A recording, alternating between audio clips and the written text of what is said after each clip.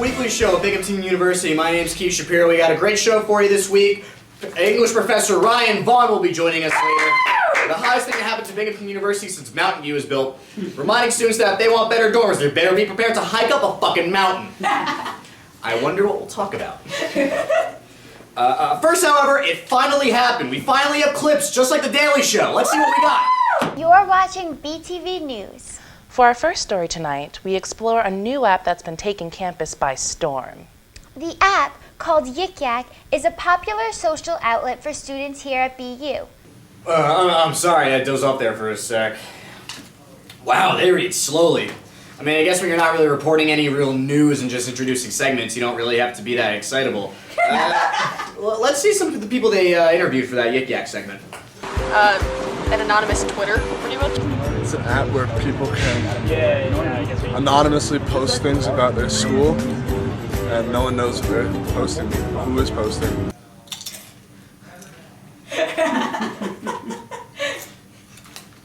Wait, you guys aren't cops, right? Jesus Christ, where the hell did they find this guy? A Grateful Dead concert? What's the best yak you've ever seen? Mine. All my acts are amazing. My acts are the greatest thing to happen to mankind since the pot brownie.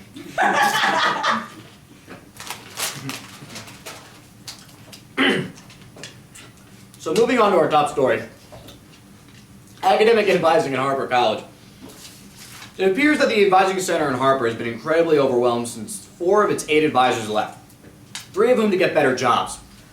I guess it's so shitty to work there that even they're sick of their fucking DARS reports. In fact, the stress that many of these students face in order to get advising can be illustrated here with this one student who appears to be dropping her advisor's cell phone into a fountain, crying next to a goat, and then stabbing a portrait of him in his own fucking house.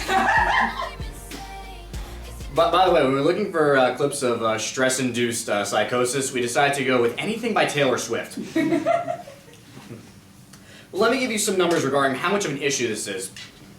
Because now that there's only 4 advisors left in Harper College, there is 2,231 students per advisor versus a national average of 450 students per advisor. In other words, for every 1 student advisor there is in the United States, there's 450 college students. For every one of those students, there's 5 fucking students in Harper that need advising! Jesus Christ, you have a better chance of getting the last inbound OCC bus on parade day from State Street or getting to a Vaughn class. Not to mention the language the advising department uses to differentiate between sophomores and freshmen. Apparently, if you don't have a major as a freshman, you're undecided. Versus if you're a sophomore and don't have a major, you're academically lost. Well, here's a thought. Maybe these sophomores are academically lost because as undecided freshmen, they couldn't get the fucking help they needed to decide what kind of classes to take. Have you read those stars? We can't read that for shit! For more on this, we turn to our senior advising correspondent, Olivia Brown, who's at the advising office right now. Olivia, what's the situation over there? Hey, Keith. This is Olivia. It's been 12 effing days since I've waited outside the advising office to get an appointment. As you can see, it's been pretty bad. Oh my god, I can tell. Did you carve your pencil into a shank? Yeah. You see, they just started a number-based calling system, so I've been defending my position in line. Oh my god, that's horrible. I can't believe they're letting this happen. They're not enforcing this policy. You see, it's kill or be killed. Wait, hold on a sec. Stay back, motherfuckers! This My god, Olivia, are you okay?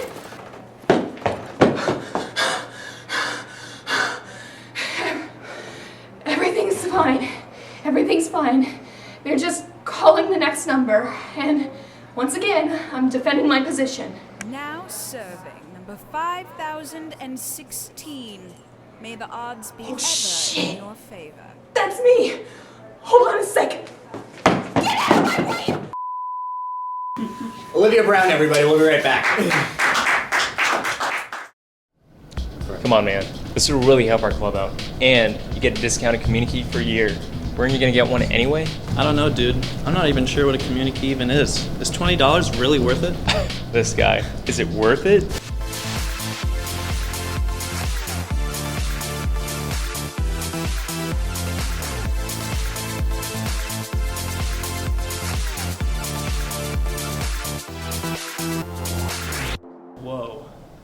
Yeah, dude. So do yourself a favor and buy that membership. You get a community key, we raise money for the club, and we can win awesome prizes. All right, sounds good. Just point me in the right direction. Go to thecommunitykey.com/referral, select my club when you pay, and then they'll send you a promo code via email. Okay, so what now? Well, now we wait for the results to be posted and... Oh, wow. What is it? Subway's is offering a buy one get one footlong for the next hour. Seriously? Can I use your community key right now? Hell no. I'm hungry. Go get your own and let's go.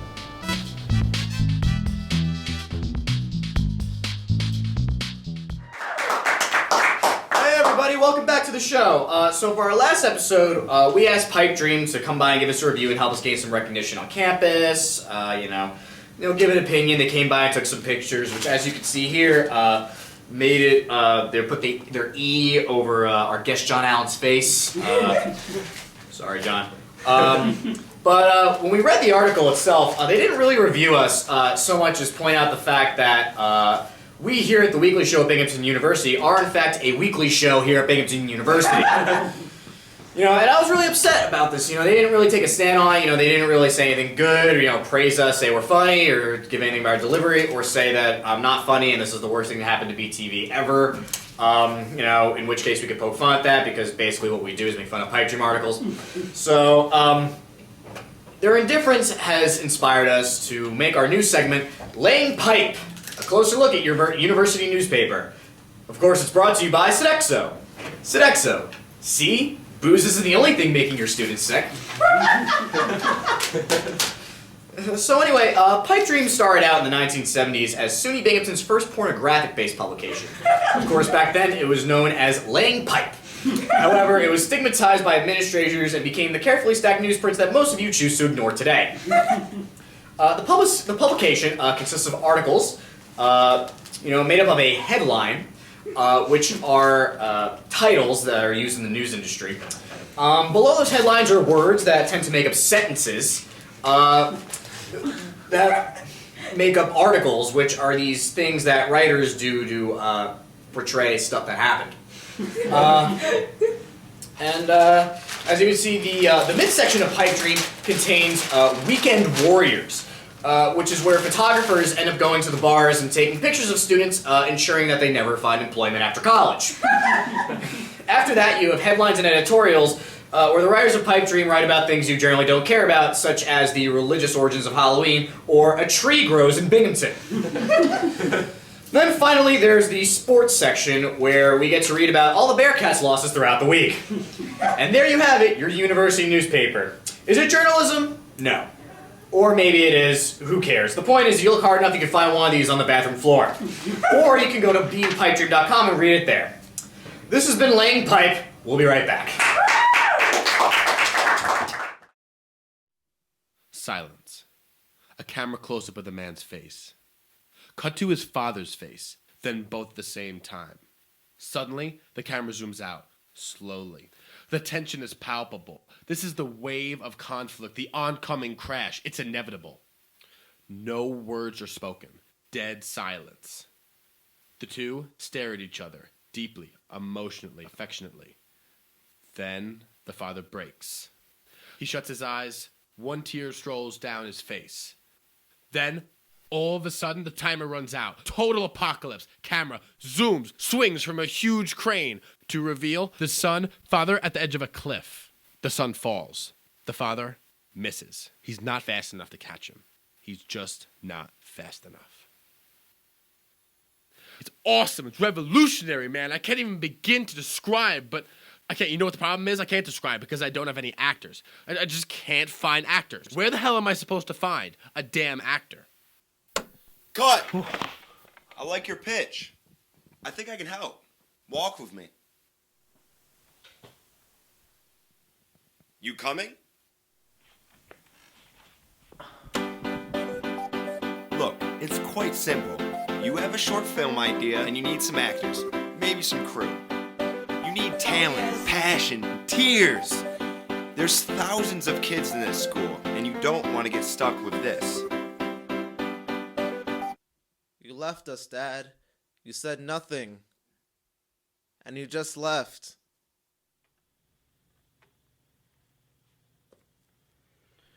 We'll call you.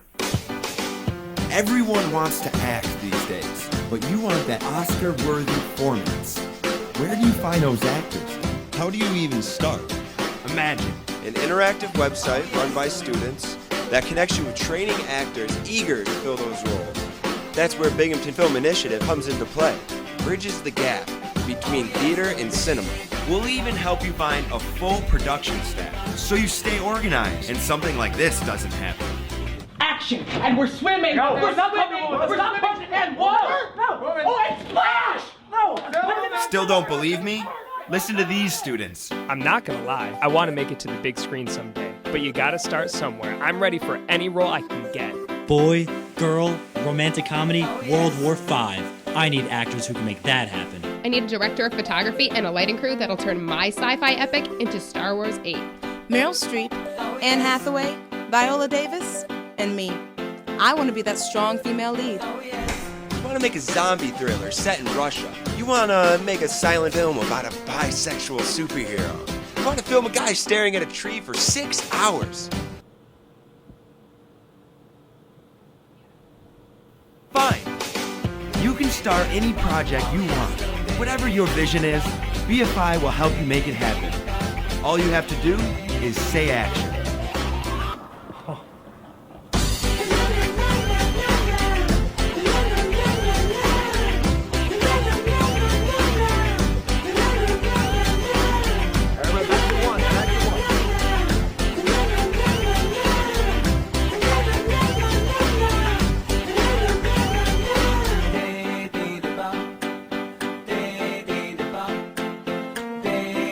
Whenever you're ready.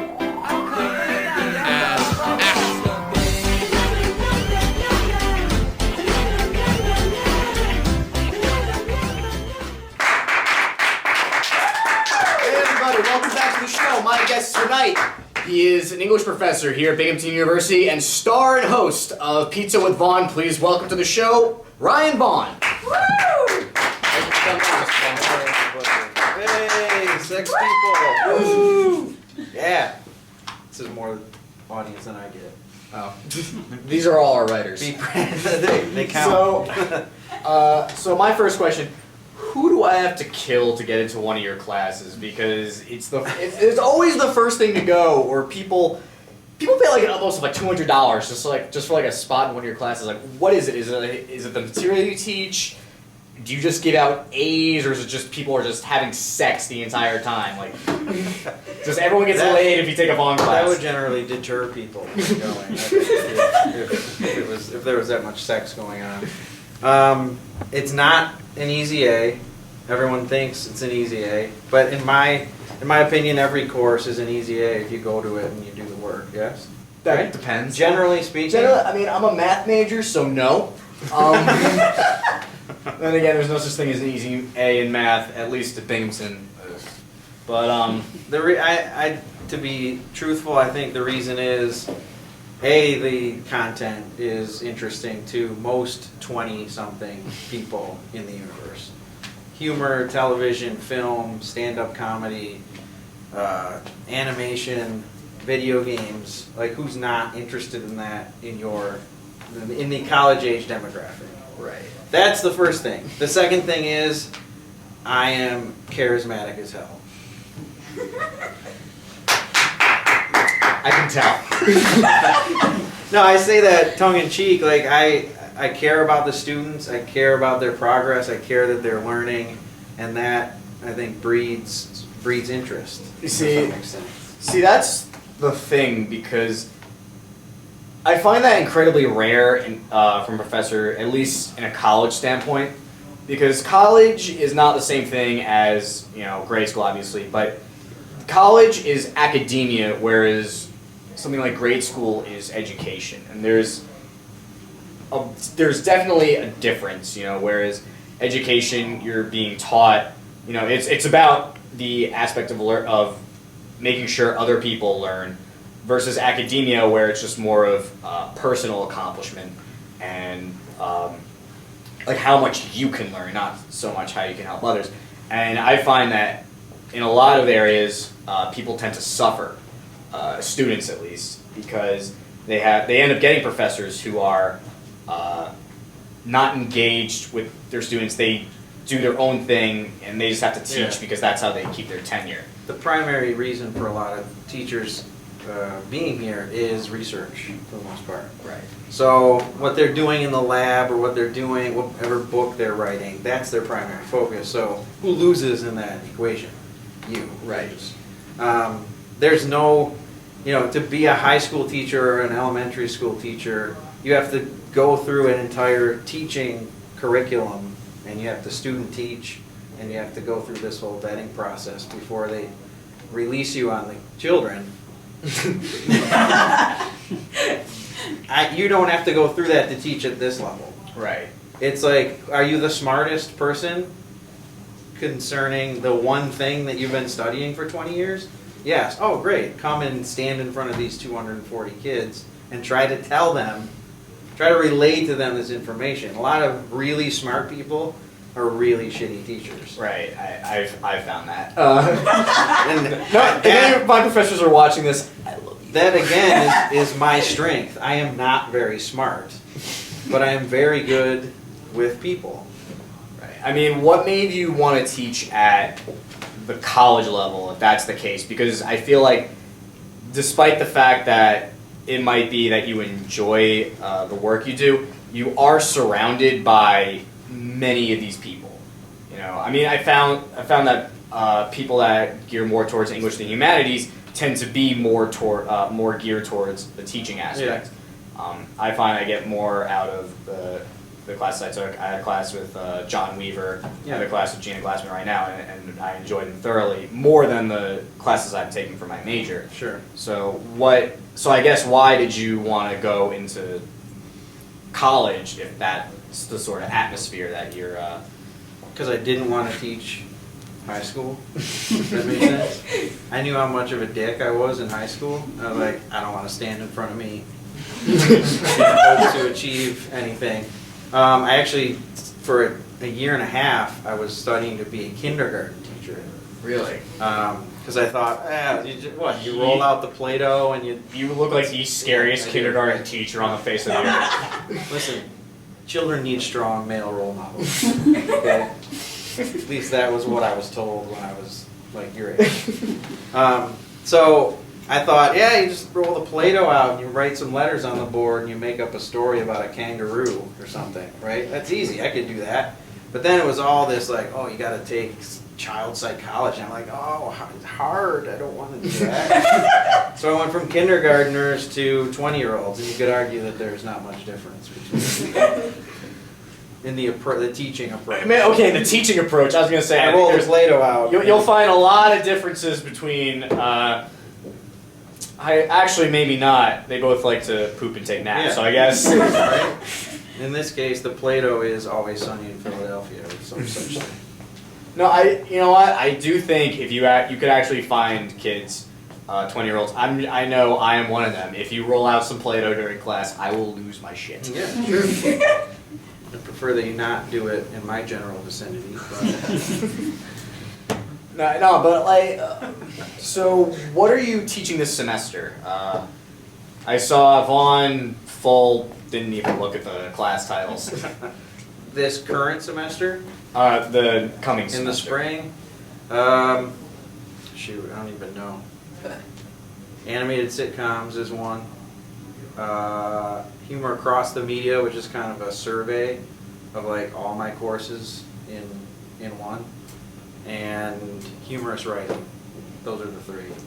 I'm kind of interested to hear about the humor in media. What exactly, you mean that's a survey? Are you looking at sort of the Daily Show Colbert type thing where people just say stupid shit on the media and you sort of poke fun at it? No, it's like, my first course I taught here was television and American culture.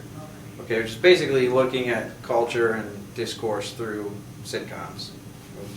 That's it. And then I'm like, okay, what else can I do? How about film? Oh yeah, humor in film. Yay, and it was more. Video game. I started to go through, and then I ran out of things to do. So I'm like, how about I do a course where we do a little bit of TV, we do a little bit of film, we do a little bit of internet, we do a little bit of literature, we do a little bit of stand-up, da-da-da-da. And that's humor across the media. It's sort of like all of them in one little bites of it. Sounds like a very whatever adjective you're gonna say there is right. I was gonna say fun good class. Yes. Very. I feel like a lot of students definitely watch Reddit, or they're on Reddit while they're in class. I feel like you're definitely on Reddit while you're teaching. You just kind of have it open. You're just like, and today, students, we're gonna talk about this cat video here. I wish it was that simple, but I actually do a ton of research in order to. I mean, I'm sure to have ready what it is we're going to talk about that day, and it's the beauty of why I'll probably always have a job is like it's always changing. It's not like Shakespeare. Like Shakespeare's done. He hasn't written anything in a while, right? I would imagine. I hope he hasn't written anything in a while. He and Tupac are going to do it. I would actually love to see a Shakespeare version of California Love. That's right.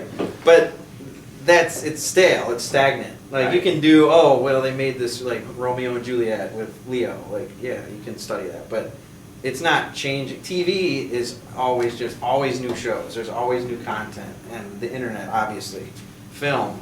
So I'm always bringing in, like, have you seen the show Blackish? No, but don't do it. It's terrible. But saying we watched, it aired this fall, and we watched the pilot in class as part of this discussion on race or whatever. Right. So it's we can keep it contemporary, and it'll always be changing. It'll always be relevant. I mean, right. I mean, I definitely find that stuff interesting. I mean, I came from a very fortunate background in terms of teaching. In terms of where I went to high school, we had teachers who basically were in the fields that they taught. I had a teacher; she was a Columbia-educated lawyer. I had another teacher who he was high up in advertising, and they all ended up teaching because they actually thoroughly enjoy sort of raising the next generation of America from an educational standpoint, and I find that this method of teaching, or at least trying to keep things current, definitely helps at least get your message out and makes people want to learn and willing to learn, because like I said, I've been doing math. It's the same shit year in, year out. Nothing ever changes mathematically. Anything. Yeah, when was the last number invented? I have no idea. It's not even that. It's like any theory, any that's your job. Formula. I got a new number, guys. Any theory, any formula was last thought up by some Russian dude in the 18th century. It's just very no, and I think the work that you do, it's very honorable, very notable, especially in an environment where your merit is based on, how well you wrote your thesis, your dissertation. We like to use this phrase here, a dick measuring contest. Yeah, mine's really small. I wouldn't know how to respond to that. I mean, lose those. Academically, I hope it is. Physically, that's on you. But, and I'm really happy that there are professors out there that do genuinely care about their students and the education that the students are getting. So, thank you for that. Thank you for coming on. We appreciate it. Well, that's all, everybody. Keep on. It's on sporadically. It is. We'll be right back. Good luck. Good luck.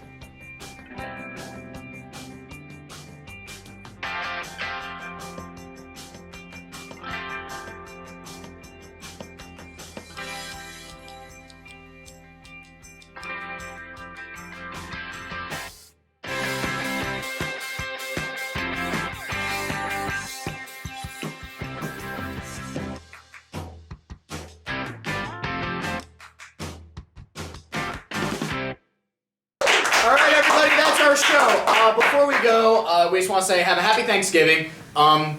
This may be our last show of the semester.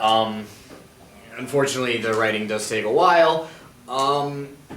If this is, we wish you luck on finals. We'll see you in the spring. If not, go back to the part where I said have a happy Thanksgiving and then just ignore the rest. That being said, here it is, your Binghamton moment of Zen.